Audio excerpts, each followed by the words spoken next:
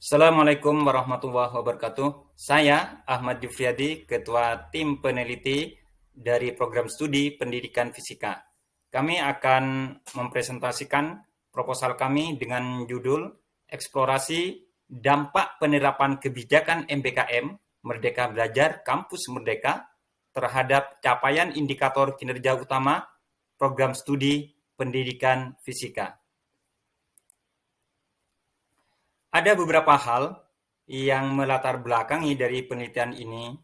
Yang pertama, adanya revolusi industri 4.0 yang menjadi tantangan bagi kita semuanya, menjadi tantangan bagi seluruh perguruan tinggi yang ada di Indonesia, terutama pada kasus kita ini adalah tantangan tersendiri bagi program studi pendidikan fisika Universitas PGRI Kanjuruhan Malang.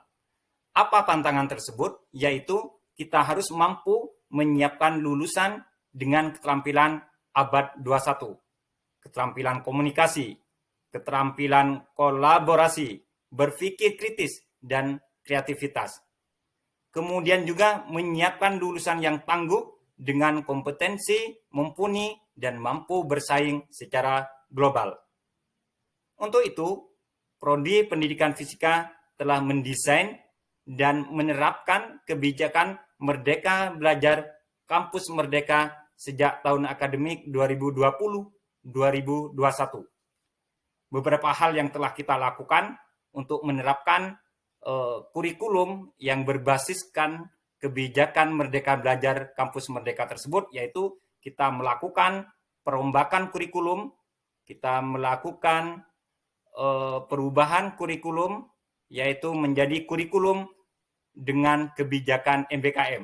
Kemudian juga kita menyusun sistem penjaminan mutu internal yang dilanjutkan dengan pengembangan kerjasama. Dari kegiatan-kegiatan tersebut, kita sudah melakukan implementasi kurikulum berbasis MBKM, kebijakan MBKM, sehingga muncul beberapa kegiatan, bentuk kegiatan pembelajaran yang sudah kami lakukan. Yang pertama, adanya kegiatan pertukaran pelajar yang kita lakukan antar perguruan tinggi kami dengan perguruan tinggi di luar. Kemudian yang kedua, kegiatan asistensi mengajar di satuan pendidikan dan juga magang sekolah. Kemudian juga yang terakhir adalah kegiatan membangun desa atau kuliah kerja nyata tematik. Dari kegiatan-kegiatan tersebut, ada beberapa mata kuliah yang bisa kami konversikan secara langsung untuk kegiatan. Misalkan untuk kegiatan asistensi mengajar di satuan pendidikan, kita telah mengkonversi kegiatan asistensi mengajar di satuan pendidikan tersebut dengan 20 SKS. Terdiri dari mata kuliah perencanaan pembelajaran fisika, asesmen pembelajaran fisika, kapita selekta fisika sekolah, keterampilan dasar pembelajaran, model pembelajaran inovatif, pengembangan bahan ajar, dan PLP. Kemudian juga halnya dengan kegiatan membangun desa atau kita kenal dengan kuliah kerja nyata tematik, karena kegiatan ini bersifat tematik.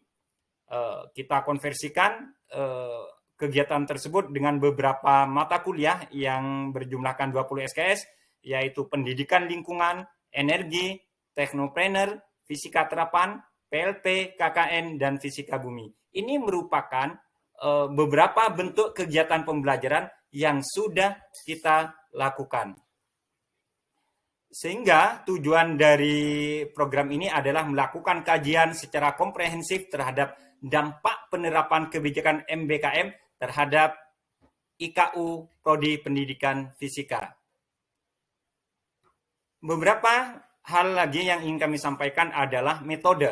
Metode yang kita lakukan adalah analisis kualitatif dan kuantitatif, di mana objek analisis penelitiannya berbasis survei populasi atau total sampling yang akan melibatkan seluruh mahasiswa Prodi Pendidikan Fisika dan Prodi Pendidikan Fisika dan seluruh unit terkait dalam pelaksanaan penerapan kebijakan MBKM di Unikama. Teknik pengumpulan data kita lakukan dengan observasi, kuesioner, wawancara, dan dokumentasi.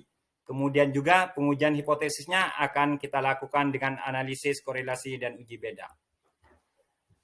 Jadwal kegiatan kita lakukan pada bulan Desember, mulai dari minggu pertama sampai akhir, kita lakukan penulisan desain operasional, pengembangan instrumen, dan validasi instrumen yang sudah mulai kita lakukan ini sampai pekan kedua ini, dan survei populasi akan kita lakukan pada minggu kedua sampai keempat. Kemudian kita lanjutkan dengan analisis dampak penerapan MBKM. Kemudian pada pekan keempat kita mulai melakukan penulisan artikel, dan di pekan kelima kita lakukan seminar nasional dan penyusunan laporan. Rencana anggaran dan biaya secara garis besarnya kita membutuhkan dana sekitar 30 juta rupiah, di mana terdiri dari belanja honorarium sebesar 12 juta, belanja bahan 6 juta, belanja perjalanan lainnya 6 juta, seminar dan lain-lainnya 6 juta. Demikian proposal ini yang bisa kami ajukan. Terima kasih. Assalamualaikum warahmatullahi wabarakatuh.